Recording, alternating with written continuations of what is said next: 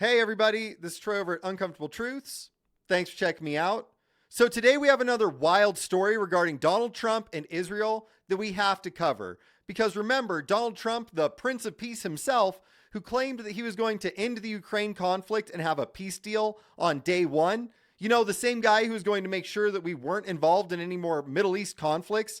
Well, he has continued to fund both Ukraine and Israel, and he is currently helping to fund the atrocities that Israel is committing against all of its neighbors. Israel wants to control the entire region, and we are helping them do that with United States taxpayer dollars, and Donald Trump doesn't care because he has decided that we're going to put Israel first. So let's take a look at this article from Axios.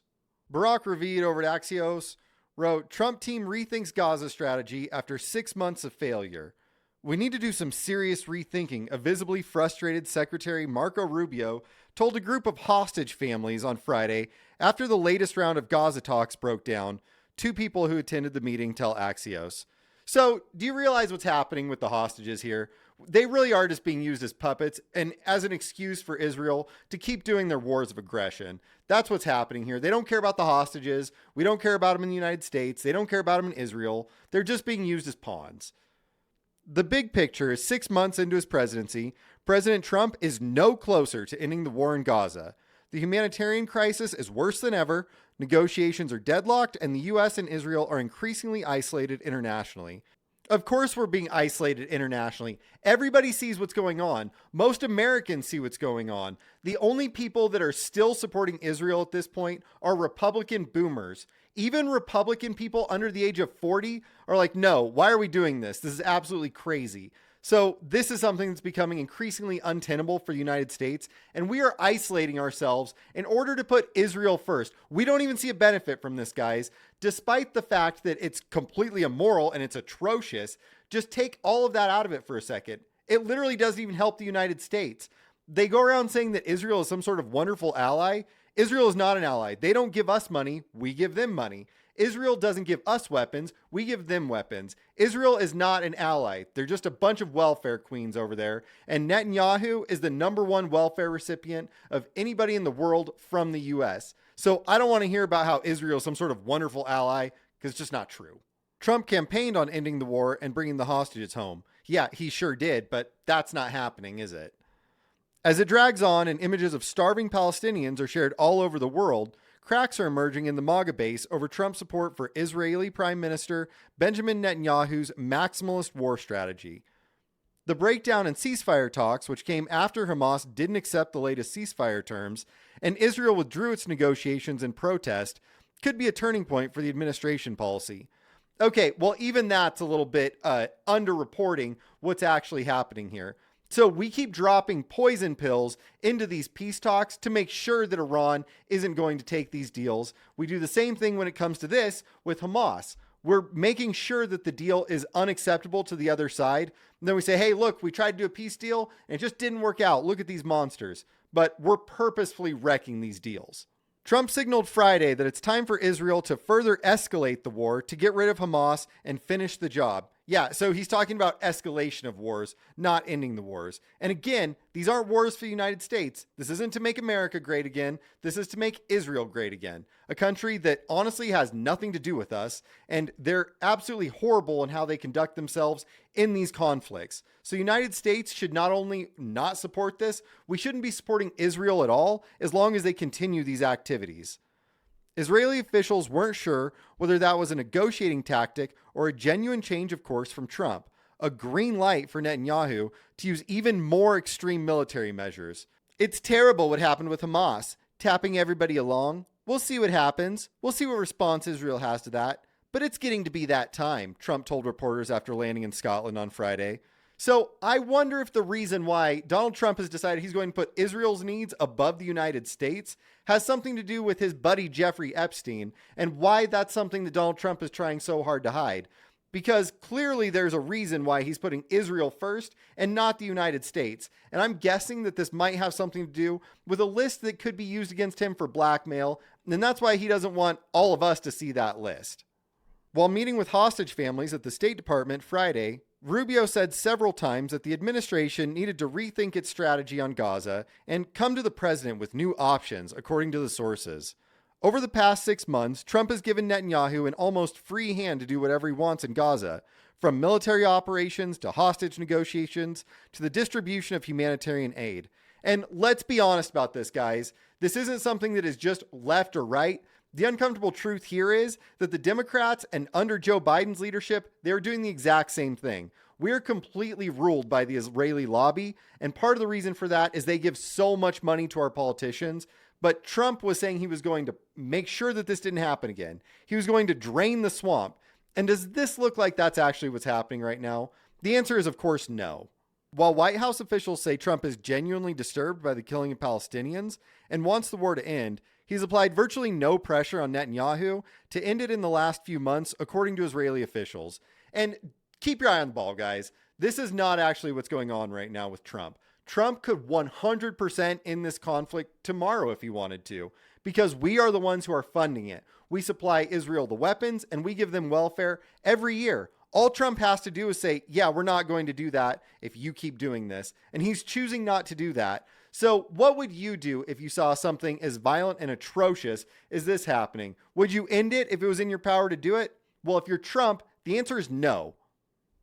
In most calls and meetings, Trump told Bibi, do what you have to do in Gaza. In some cases, he even encouraged Netanyahu to go harder on Hamas, one Israeli official told Axios.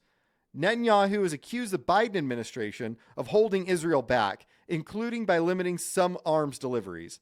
Now, honestly, guys, Biden was pretty much doing everything that Israel asked, and most of the times when he wasn't doing exactly what they wanted, he would turn around once the headlines disappeared, and he would just do it the next week. So this is a bipartisan problem that we face with both Republicans and Democrats. He claimed that once Trump took office and Israel installed a new military chief, he would finally be liberated to defeat Hamas. In private, he even put a timetable on it. 3 months.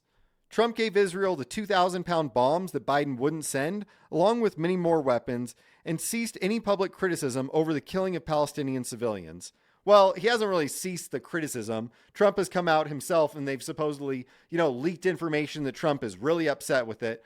But that is the exact same thing that Biden did, because they know that not just the rest of the world, even Americans are finding the actions of our own government supporting Israel to be completely atrocious. So what they do is they go, well, I'm doing everything I can behind the scenes, but it's all just a smoke show, guys. This isn't actually what they're trying to do. American presidents and America, we could completely stop this if we wanted to. Our politicians are just corrupt, and that's why they're supporting this. But the result of Israel's military operations over the last 6 months aren't much different than before.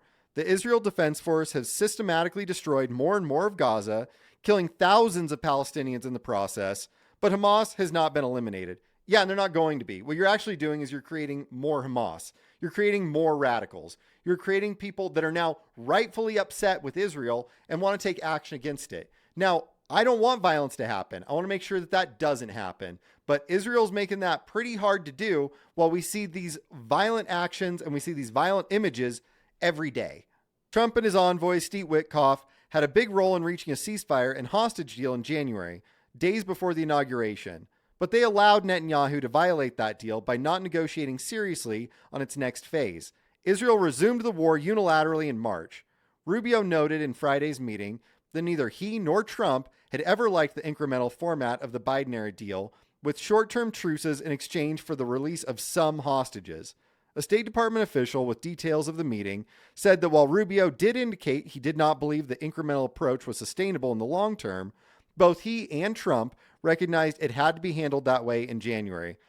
So what they're saying now is when Biden does these incremental deals, it's bad. But when Trump does it, well, we just had to. There was no choice. So they're not giving any sort of accurate grace to their opponents the same way that they're expecting we to give them a ton of trust. Don't trust politicians. That's ridiculous. They're liars. Everybody knows that. Netanyahu preferred that format for domestic political reasons so as not to have to commit to ending the war. Because keep in mind, guys, that the rest of the world sees this for the horrible atrocity that it actually is. But domestically, the Israeli population is like 80% in favor of this. So this is something that Israel has to deal with internally, but they don't need to deal with it using our money. And we don't have to support these things just because a bunch of crazy people in Israel support this kind of monstrosity.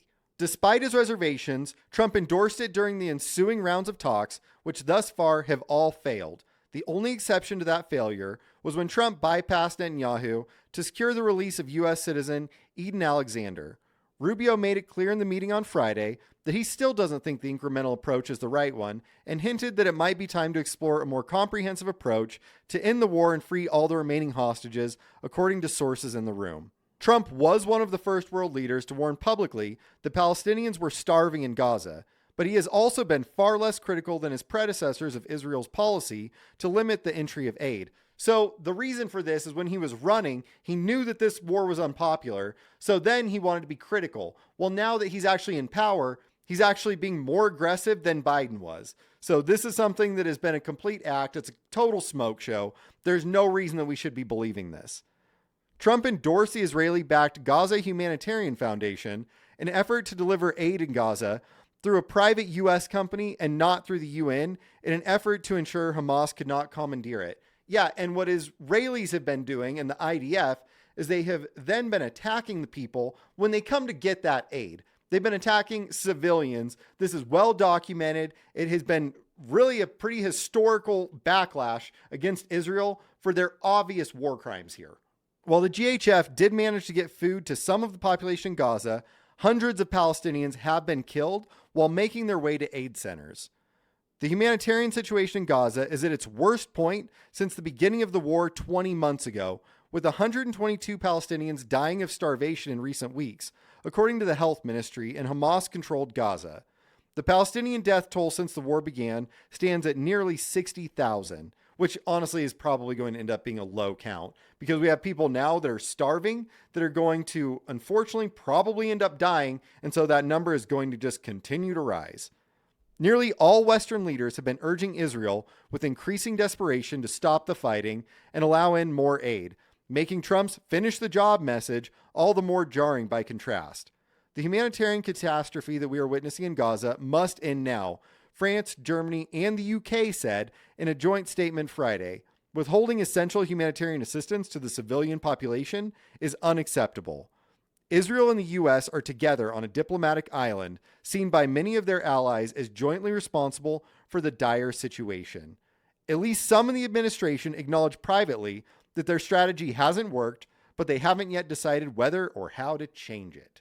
Well, this is where we are now. Under the leadership of both Democrats and Republicans, the United States has assisted Israel in committing their wars of aggression that have resulted in the deaths of thousands and thousands of people that are completely innocent. And if we want to do something about this, then we need to stop supporting people that are going to put Israel's needs before our own, because we should be putting our own needs and our own citizens' needs above those of a foreign nation. Well, everybody, that's what I have on this one. Do me a favor and hit like and subscribe and share the uncomfortable truths. Take care, everybody.